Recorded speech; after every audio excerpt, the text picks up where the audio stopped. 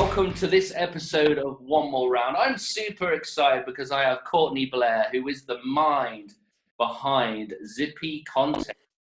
Great to have you with us on today's One More Round. Courtney, how are you?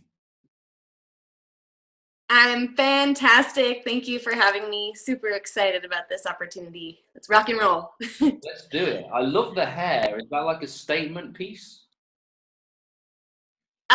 You could say so. Thank you so much. I really like it too. It's interesting because some people you associate either an accessory or a hairstyle with brands. Like when you think of like different artists like Lady Gaga, she has a distinct style. Have you done that deliberately, or is that just a personal thing for you that represents your character? It's a personal thing. You can ask anybody in my personal life. My hair has never been the same way twice. Every time I go get it done, it's something I have never done before. So it's just, for me, I think it's really more just a way to express, how I'm feeling during that time period. I look back on certain pictures and, throughout the last 15 years and I'm reminded of what was going on during that time period by what was going on with my hair. Honestly, like it wasn't intentional, but it's just sort of what's happened. I get that. That's awesome. So in terms of you, when I ask people who are you, we always say what we do, but we don't actually say who we are. I know it's a bit of a loaded question. But try and unpack for us, who are you? What is the spirit and essence of Courtney Blair?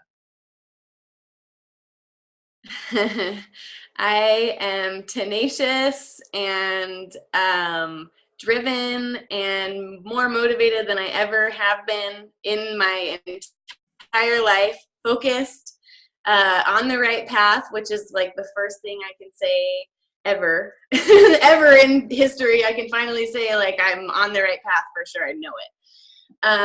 And yeah, sure, I'm a mother and I'm a student and all these other things, but really I totally get what you're saying. These are the things that I've been focusing on, realizing that I am right now. I'm gritty, I didn't realize that how many times I could be beat down and then just get right back up. So these are things that you have to learn through some really, really hard lessons, and it's been quite the journey. Here I am now, and it feels great. Awesome, and we're going to look to explore some of your journey. I know that kind of what you've just even touched on there really mirrors and sits nicely with the whole kind of ethos behind One More Round. So we'll draw that out of you and tap into that. Courtney, if I was to ask you, awesome. What's the one word that you want the world to associate with you, what would that be?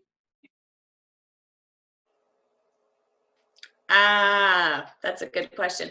I would say grit. That is like my buzzword lately. Grit. I think that the people that really, really, really become hugely successful, like, yeah, they're smart and they, maybe they've had some luck, but they are full of grit. They've been knocked down so many times and they never gave up. And that's just one thing that I've noticed, in life is, that you get knocked down. You could be up on the highest pedestal and someone could be sitting there knocking down the bricks. You know what I mean? So, and that's really where I'm at now, where it's just grit. It's just keep going. I'm always fascinated by people in terms of those that are achieving, those who are creating and starting to make waves. I love to look at their habits, the way that they think and the way they operate. If I was to ask you, when is the sweet spot during a particular day, what would that look like for you? Is it first thing in the morning? Is it in the afternoon? Is it in the evening? I would say my sweet spot is in the morning, which sounds weird to hear for myself because there was once a time when mornings were not my thing. But really I've come to find that I'm just, I'm more alert. I have a clean slate, from the day before, just in terms of, whatever happened, and I'm able to just focus most of the time. I have a 2-year-old, so sometimes that doesn't happen. But my sweet spot's definitely in the morning. I try to get all my calls out of the way, usually by 3 or 4 in the afternoon, so that I have the rest of the day to really just focus on how home life, and keeping my kid happy. Yeah, I understand that balance between, home life, looking after those that are small, and then trying to create and stay faithful to what you have. Love the book, Well, the Boss, loving that. Thanks. Habits wise, because often when we hear the word habit, we think of something negative. What is your greatest habit? What is the one thing that you do continuously that you believe really serves you? I would say, I like this question. I would say, in terms of good habits, one of the things that I've really learned to do is find the positive in a given situation. I think any entrepreneur knows that your business is your life, and sometimes for a lot of people it is hard to separate home life from business life, and especially for us when we just are living, doing our jobs all the time. You never really get a day off. So I've found that, becoming an eternal optimist, so to speak, and really just being able to find the lesson and find the good, has helped me in my business life, because I'm able to just stay focused and, see that no matter what, everything's going to be okay. You know what I mean? Like whatever's going on, tech issues, home problems, whatever it is. And so that's really the habit that I've forced on myself, because it's so easy to fall into the negative thought processes and then start coping in unhealthy ways and, lose your business sense for a while. So it's been definitely a learning experience, and it didn't come overnight, but I really feel like I've honed in on the habit of just being an optimist. Very good. Very good. Now, you're very energetic, very driven. You know what you want. Are you afraid of anything? Oh, yeah, definitely. Well, first and foremost, I know that I have the potential to really sabotage myself if I allowed it. I've seen myself do it. I've messed myself up with really big opportunities in the past. I mean, I was young, don't get me wrong, but I know now that what I have is a gift. And one of my fears is that, with the things that are happening, just in life, there's always the possibility of self-sabotage. And if anything, it totally keeps, me focused and aware of what I'm doing and the actions I'm taking on a daily basis, and how they're affecting a ripple effect, my business and, the things that I'm grateful for and the gifts in my life. It was again, another hard lesson to learn, but totally worth it, because now I see it all. One of the questions that I'm always fascinated by, because I love to read and I love to reflect and take on information and hear what other people are doing. Could you recommend one book that you believe has really given you the edge to start with? That's my first question. Oh my gosh, I'm so happy you're asking me this question right now, because I just read the best book ever, and I've just been preaching about it lately because I love it so much. I feel like I was going through a reader's block, and I was having a hard time picking a book up and actually finishing it. I had a hard time reading for longer than 10 minutes, and I was so busy, and I didn't even, it was really hard to get into a book. And then someone that I didn't even know wrote me, and he saw one of the posts I made about following your intuition, or, be opening to receiving messages from God and the universe. And I think a lot of people pray and ask for help and all this stuff, and then they don't allow the messages to come in. You know what I mean? They're so busy, and they literally just turn that inner receptor on mute.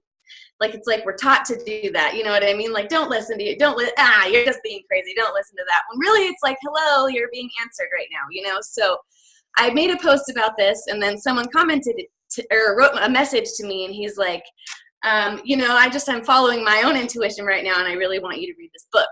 I really think it would be really good for you. I know we don't know each other, but please order it and read it, and then, let's talk about it, because I've been dying to talk to somebody about it, and I think it could really help. So I ordered it and I picked it up and I couldn't put it down. I literally read it the whole entire day for like 12 hours. And it was like really intense and it was super good. And really ultimately it's called the Celestine Prophecy.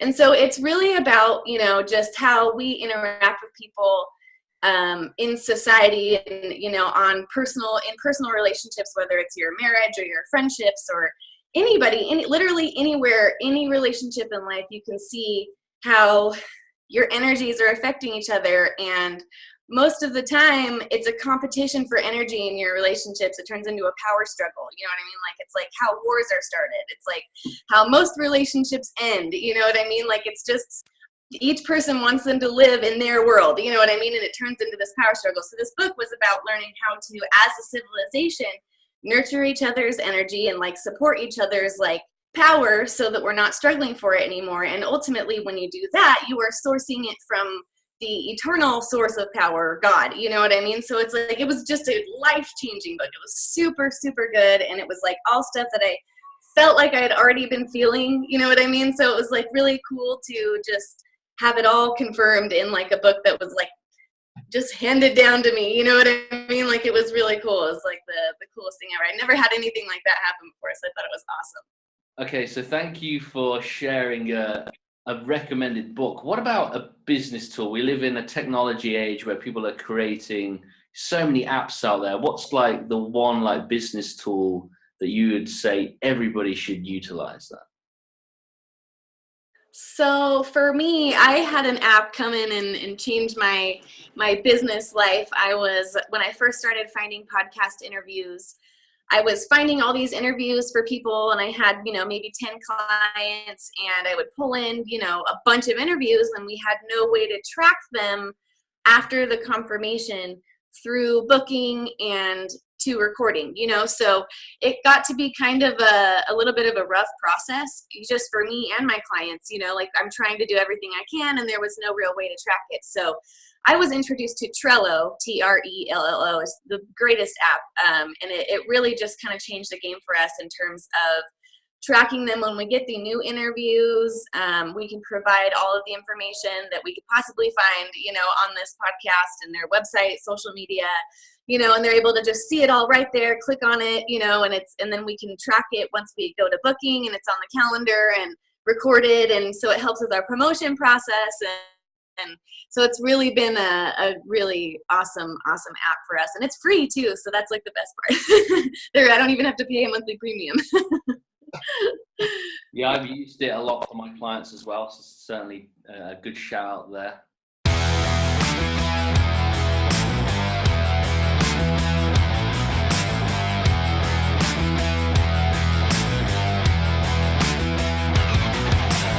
How to Give Birth is one of my most watched YouTube videos. I'd like to say I was a marketing genius, because if you search how to give birth into YouTube, you literally have got a load of women and then me. But anyway, what do I mean by how to give birth? Really, it's about when we have a dream or a vision in our life and we carry it within ourselves. And you know what? It takes time in order to be able to understand and realize the potential of your dream and to actually birth it into the natural. And how often, in pregnancy, do women have to go through that pain and that pressure in order to be able to birth, a child that's within them out? And the concept of how to give birth is we all go through challenge and difficulty, go through pressure and tension, but we need that in life in order to be able to birth what's within us out. So you know what, when you go through challenges and difficulty, take stock of the fact that you need that pressure in order to bring what's within you out of you. It's so important. Moving ahead, yeah, definitely. Moving ahead to the whole premise of One More Round. When you first came across the show, what is your interpretation of One More Round? What I interpreted from it was I saw the just the synchronicity between your show and my podcaster's show, you know what I mean? And I saw how well you fit into my network, and how I could send you every one of my clients, and they would be like a great fit for your show, you know what I mean? So that's what I took from it, was that it's just amazing to see the format of, you know, shows that I've been working with translate over to TV. Like that's great. That's like really exciting to me because that's brand new, you know, but it's already a format that's super popular, you know, so people love it and it's just a new platform. And so I'm like really excited to be a part of it. I'm excited to be working with you, and this is great. It's so exciting. Thank you, Courtney. Just to go a little more specific and deeper on me, when you hear the words "one more round," what does it provoke? Well, there's a few different ways, you know, there's a few different ways I think that it works. One, in that, you know, it's a show, and one more round is, you do think of, you know what I mean, like almost like a game show.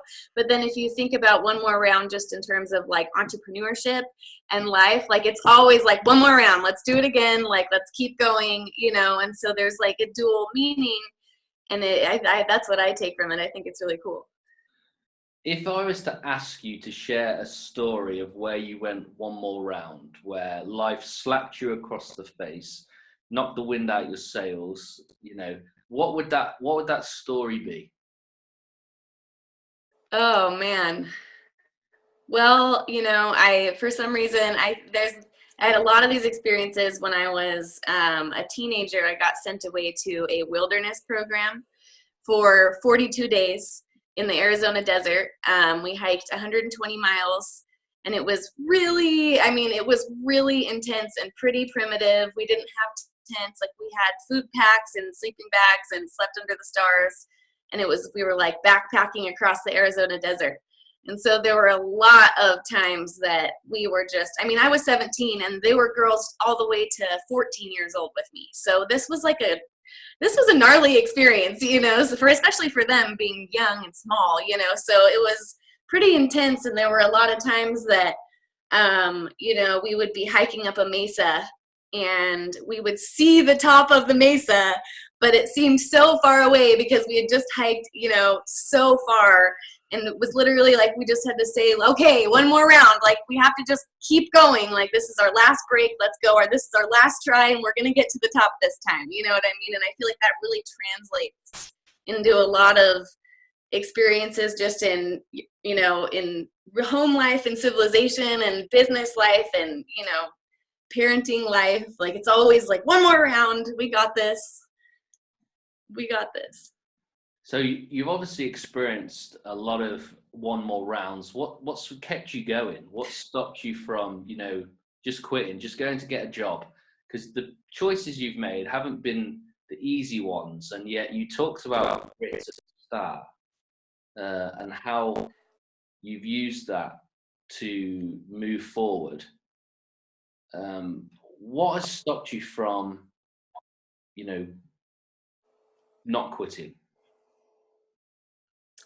The taste of victory, actually achieving what you're aiming for, you know, and actually doing it. And I think a lot of people, you know, the world's a tough place. Maybe a lot of people, you know, they try for things, and they feel like they get knocked down so many times that they don't get to the point of tasting the victory, you know. And so if you just try hard enough times, you're going to know that you can do anything. You just have to keep going. And so I feel like I've had enough of that to just know, you know what I mean? Like, okay, no, I know for sure that if I put my mind to something, I'm going to achieve it. It's just a matter of time and, you know, alignment with the universe. And that's all, you know what I mean? Like, it really, grit, right? Like, that's what it is. It's grit. You just keep going. You know that you're going to get that victory.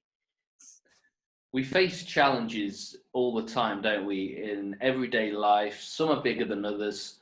You know, in the world of entrepreneurship, in the world of creating and innovating, there's always setback, always challenge.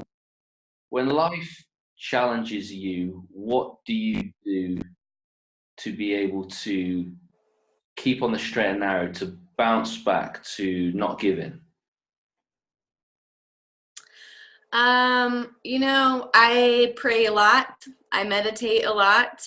I've really, over the last few years, just learned to lean on that side of things, you know what I mean, rather than earthly pleasures, you know what I mean. Like, I was very much I had bad coping mechanisms, and, you know, I had lost myself spiritually. And now I feel like I'm at a point in my life where when the bad things happen, I know that I have a foundation to lean on now. You know what I mean? And so that's really what keeps me going and keeps me motivated. You know, I've seen that the universe is on my side, and I know that I have it to lean on if I need it. And that has been my biggest security.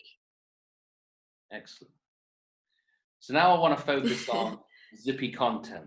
Now, the first question I'm going to ask you, and hopefully you know the answer to this, but what do Uber, Airbnb, and Zippy Content have in common? Oh, Uber, Airbnb, and Zippy Content. Specifically with the podcast.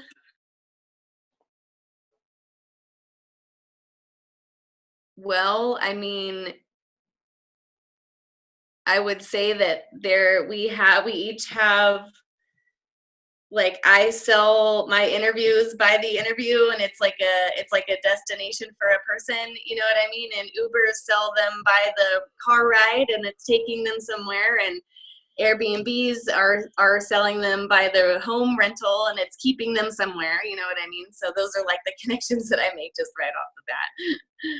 Yeah, absolutely. And this is one of the things that I applaud you on, because if you think about it, you know, Uber don't own a car, Airbnb don't own a property, you don't own a podcast, but what you've done is you've managed to connect the need with the expression and connected the two. And that's what you do is clever. So kudos to you. And because obviously that is a solid brand that we should all be thinking about, is what do people have a lot of, that have a need of, and you can create an infrastructure that is able to serve, you know, the person who has the need with the person who has the actual tangible opportunity, and bring the two together. Right. Tell me about Zippy Content. I mean, where did that name come from? You know what? You're going to crack up. I think it's the funniest thing in the world how I got the name. So when I started my business, my dad was my very first client. I was pregnant looking for a job, and I had been like freelance writing for a while, and it really wasn't working out for me. And so my dad he works in mental health and psychology. He has online courses, you know, life coaching, hypnosis, all of that. Like, he's like all into that realm. And so he's like, yeah, you know what? I really want to be featured on podcasts. Why don't you start finding me some podcast interviews, and I'll pay you hourly. And, you know, so I was like, okay, this is really weird. I don't even barely know about podcasts at the time. What's a podcast? You know, okay, you know, so it was really primitive, and I did it. And then, so after a couple of years, it became something, and I got really good at it, and I learned how to track them, and I got into booking and stuff. So I kind of turned it into a service that people would pay me for, by the result, you know what I mean? And I didn't have to charge hourly anymore. So my dad helped me, you know, mold this idea, and we worked on it together, and it was like a really cool project. And he's like, hey, you know what? If you're ready to start taking on new clients, I have a website, but it's already registered domain, and I'm paying for it. Zippy Content. You know, he's like, I think it works for just the name of your business. Like, it's cool. You can have it. And so I was like, well, okay, cool. It's still his. He's still paying for it for some reason. I don't know why. But I think it's really funny. Like, it was just a random thing, and we just decided on it in 5 minutes, and it totally worked. Yeah, I like it. I mean, it's a talking point. Yeah, definitely. Because I think with a brand, the brand should either say exactly what it is, or it should spike curiosity that isn't going to get mixed up with another definition of the word. So yeah, definitely. I like that. Thank you. I like it too. Yeah, I do. Tell us then, typically, what is Zippy Content, and what is it that you do for your client? So what we do is we represent authors, entrepreneurs, coaches, consultants, anybody who is up to something amazing, world-changing, has a cool message, and we place them on podcasts to be interviewed within their niche. So, what we are is visibility to my clients. You know what I mean? They have something to say, and they need an audience that's relevant to say it to, so that's what we do, is we make that connection and make that match. And we're getting into other types of interviews too, obviously right now, you know what I mean? TV interviews, we're aiming for magazine features. We're really trying to just go full PR. Like we've been making all the connections over the last couple of months, public speaking opportunities, you know what I mean? Writing opportunities on other blogs and websites and stuff like that. So we're really just making the connections and helping people pull in an audience that they need, and start zip their content around the globe. Yeah, wouldn't it be awesome to be able to create an event that you headline that brings all or a selection of podcasters, etc., with an audience that love, being on, and we just have an open conversation of how to maximize the opportunity, how to prep, how to then do the follow up. How amazing would that be? Like a yeah, show almost. That would be incredible. Yeah, yes, absolutely. That's going to have to happen.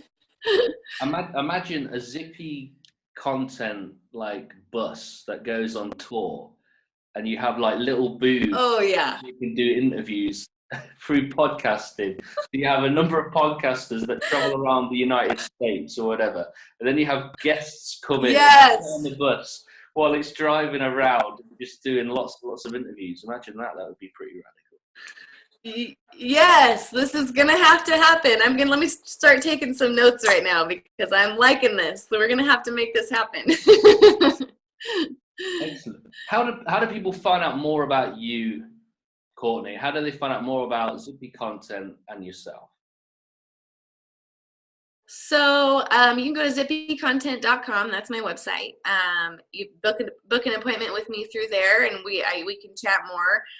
Facebook is another way. I do a lot of podcast interviews myself, and a lot of times I go live for a Facebook live show called Unzipped, where I'm essentially featuring the podcasters that I work with as they interview me for their show. So it's kind of a way to double down on visibility and show people who I'm working with, and for other people to learn more about Zippy Content and what I'm doing, So find me on Facebook, find Zippy Content on Facebook, and just keep up with us there. That's what we're doing, and it's been a wild ride so far. It's been a lot of fun. Very good. Well, I appreciate your time, and I've loved having you on today's episode of One More Round. I hope people have really connected with you. They go to your website and check out more about you. Here's to an awesome rest of the year. I don't know where the year is going, but we're already approaching April at a fast rate. Unbelievable what you're doing. Mm-hmm. Congratulations on your success so far, and all the best for the rest of the year. Thank you so much. Thank you for having me. I really appreciate you, and I can't wait to send more of my people over to you and to have a cool partnership. This is going to be fun. Going to be a fun year. Yeah. For sure. Cheers, Courtney. Bye.